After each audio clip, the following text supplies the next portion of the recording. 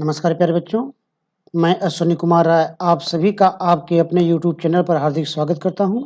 प्रिय विद्यार्थियों, पिछले वीडियो में हम अतीत में दबे पांव के पहले भाग को पढ़े थे। आज हम उसके दूसरे भाग को पढ़ेंगे।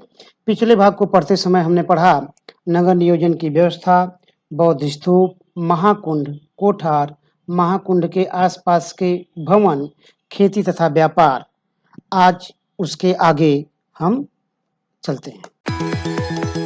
अगर अभी तक आपने इस चैनल को सब्सक्राइब नहीं किया तो कृपया इसे सब्सक्राइब करें, लाइक और शेयर भी जरूर करें। हलकों के नाम। मोहनजोदड़ो के सभी खंडहरों को खुदाई कराने वाले पुरातत्वविदों के संक्षिप्त नाम से जाना जाता है, जैसे D.K. हल्का यानी दीक्षित काशीनाथ के नाम पर। यानी जिन लोगों ने जिन इलाकों का, हल्का मतलब इलाका, हल्का मतलब क्षेत्र, जिन लोगों ने जिन क्षेत्रों की खुदाई करवाई उनके नाम से उनका नाम हल्का करके रख दिया गया। जैसे D.K. हल्का यानी काशीनाथ दीक्षित के नाम पर रखा गया। आइए देखते हैं D.K. हल्का। D.K. नाम पर दो हल्के हैं। D.K. क्षेत्र में दोनों बस्तियों में सबसे महत्वपूर्ण है। शहर की मुख्य सड़क यहीं पर है। इसे फर्स्ट स्ट्रीट कहते हैं। यह बहुत लंबी सड़क है। इस सड़क की चौड़ाई लगभग 33 फुट है। यह अब केवल आधा मील साबुत बची है। यहाँ 3 तरह के वाहनों के साक्ष्य मिले हैं। इसमें सबसे चौड़ी बैलगाड़ी ही रही होगी। इस D.K. हल्का में सड़क के दोनों ओर घर हैं। सड़क की तरफ सिर्फ घरों की पीठ है। किसी भी घर का दरवाजा सड़क पर नहीं खुलता। घरों के दरवाजे अंदर गली में खुलते हैं। सड़क के दोनों तरफ समानांतर ढकी हुई नालियां हैं, यानी समान अंतर पे दोनों तरफ नालियां हैं जो कि ढकी हुई हैं। बस्ती के भीतर भी यह नालियां इसी रूप में हैं। हर घर में एक स्नान घर है।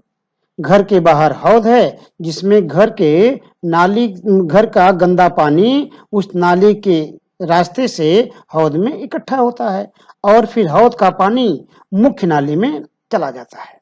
ये सभी नालियां ढकी हुई हैं। स्वास्थ्य के प्रति यहाँ के वासियों के सरोकार का यह बेहतर उदाहरण है। बस्ती के भीतर 9 से 12 फुट चौड़ी सड़कें हैं। यहाँ के कुओं की खासियत है पकी हुई समाकार बराबर आकार की ईंटों से निर्माण। इन्हीं के कारण सिंधु घाटी सभ्यता संसार में पहली ज्ञात संस्कृति है जो भूजल यानी ग्राउंड वाटर का प्रयोग कुएं के माध्यम से की। यहाँ लगभग 700 कुएं पाए गए। नदी, कुएं, कुंड, स्नानगार तथा बेजोड़ पानी निकासी की व्यवस्था के कारण इसे जल संस्कृति भी कहा जा। ये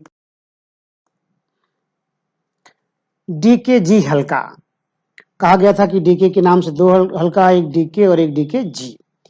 बस्ती में काशीनाथ दीक्षित के नाम पर एक और हल्का है जिसे D.K. हल्का कहा जाता है। इनके घरों की दीवारें ऊंची और मोटी हैं।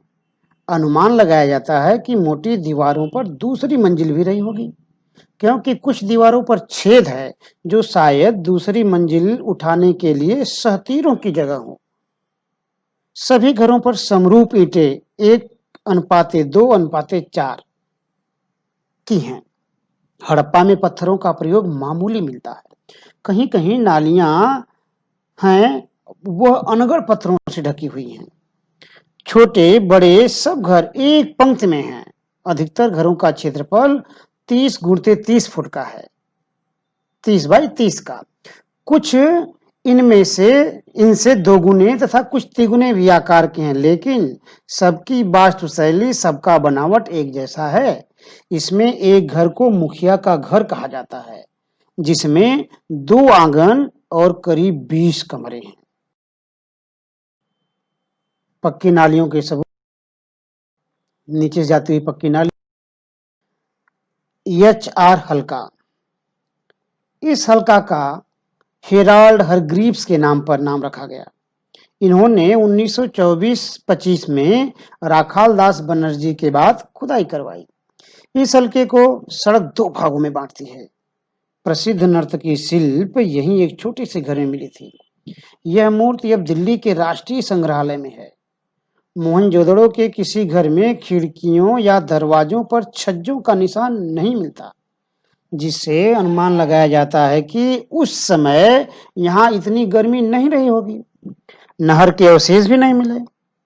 लगता है उस समय अच्छी खासी बारिश होती थी। यहाँ कुओं की अधिकता थी।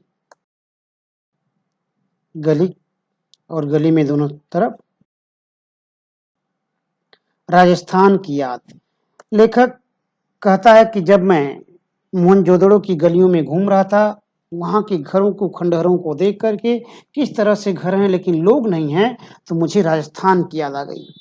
और यह याद एक जैसी दृश्यावली, यानी एक जैसे दृश्यों के चलते नहीं, अपितु खेती, ज्वार बाजरे की समानता के कारण भी। लेखक को जैसलमेर का कुलधरा गांव भी मोहनजोदड़ो की याद दिलाता है। किस तरह कुलधरा गांव के लोग गांव को आत्मसम्मान के लिए राजा से किसी अनबन के कारण छोड़कर रातों रात चले गए। गांव तो है लेकिन लोग नहीं हैं, घर तो है लेकिन लोग नहीं हैं, और घर ऐसे लगते हैं मानो कि वे अपने स्वामियों, अपने मालिकों के आने का इंतजार कर रहे हैं। जॉन मार्शल की किताब। जॉन मार्शल ने मोहनजोदड़ो पर 3 भागों में एक बहुत बड़ा प्रबंध छपवाया। उसमें उन्होंने सिंधु घाटी में मिली ठोस पहियों वाली गाड़ी का चित्र छपवाया। तस्वीर के माध्यम से उन्होंने एक सतत परंपरा को सिद्ध किया। मोहनजोदड़ो का अजायब घर। अजायब घर मतलब म्यूजियम यानी संग्रहालय। खंडहरों के बीच एक साबुत इमारत है जिसे अजायब घर कहा जाता है। यह छोटा है, इसमें सामान भी ज्यादा नहीं है। इसका आकार किसी कस्बाई स्कूल जितना ही है। मुख्य चीजें या तो लाहौर या कराची, दिल्ली या लंदन के अजायब घरों में, संग्रहालय, म्यूजियम में चले गए। यहाँ काला पड़ गया गेहूं, तांबे और कांसे के बर्तन, मुहरें, वाद्य, चाक पर बने मृत भान मिट्टी के बर्तन, उन पर काले भूरे चित्र, उन बर्तनों पर काले और भूरे चित्र, चौपड़ की गोटियां, दिए, माप तौल के पत्थर, तांबे का आईना, मिट्टी की बैलगाड़ी, 2 पाटन वाली चक्की, मिट्टी के कंगन, पत्थर के औजार मिले। अजायब घर में ये चीजें रखी हुई हैं। अजायब घर में तैनात अली नवाज ने के मुताबिक यहाँ पर कुछ सोने के गहने भी थे संग्रहालय में, मगर वे चोरी हो गए। अजायब घर में औजार तो हैं मगर हथियार नहीं, जिससे अनुमान लगाया जाता है कि वहां अनुशासन तो था मगर ताकत के बल पर नहीं। वहां कोई सैन्य शक्ति नहीं रही होगी। कहने का तात्पर्य है कि वहां के लोग स्वानुशासित रहे होंगे। यहाँ प्रभुत्व या दिखावे का तेवर बिल्कुल नहीं है, क्योंकि ना तो यहाँ भव्य प्रासाद यानी महल मिले, न मंदिर, ना राजाओं महंतों की समाधियां मिली। यहाँ के मूर्ति, शिल्प और औजार छोटे हैं। नरेश के सिर पर जो मुकुट मिला वो भी बहुत छोटा है। इन सब से साफ पता चलता है कि दिखावा वहां की संस्कृति में बिल्कुल भी नहीं था। अजायब घर में रखे हुए कुछ सामान यहाँ पे दिखाई दे रहे हैं। बैलगाड़ी है, ये मिट्टी के बने खिलौने हैं। खुदाई में मिलने वाले कुछ अन्य प्रमुख सामान जिसकी चर्चा हो चुकी थी, एक बार फिर देख लीजिए। दाढ़ी वाले नरेश की मूर्ति, उनके बदन पर आकर्षक गुलकारी यानी कढ़ाई किया हुआ दुसाला, सुइयां, सुइयां मिली, हाथी दांत और तांबे के सुए भी मिले हैं। सुए को देख करके विद्वानों ने अनुमान लगाया कि इन सुइयों से शायद दरियां बुनी जाती रही होंगी या सिली जाती रहेंगी, लेकिन दरी के साक्ष्य नहीं मिले और अब मिलेंगे भी नहीं, क्योंकि खुदाई बहुत पहले ही रोक दी गई। प्रिय विद्यार्थियों, हमने अतीत में दबे पांव वीडियो को 2 भागों में पढ़ा। अनुमान है कि यह पाठ आपको सहजता और सरलता से समझ में आ गया होगा। इस पाठ से संबंधित महत्वपूर्ण बहुविकल्पी, संभावित बहुविकल्पी प्रश्न को लेकर के हम अगले वीडियो में आएँगे। तब तक आप पढ़ते रहिए और इसका पूरा आनंद उठाते रहिए। नमस्कार, धन्य